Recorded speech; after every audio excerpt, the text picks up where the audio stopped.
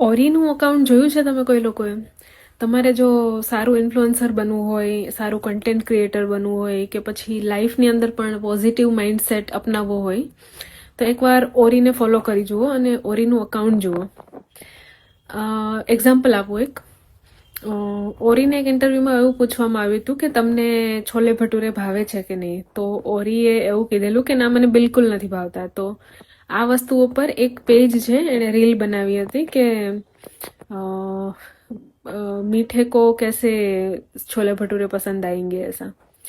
तो वो रील ओरी ने अपनी स्टोरी पे लगा दिया, उसका कंटेंट बना दिया है उसने.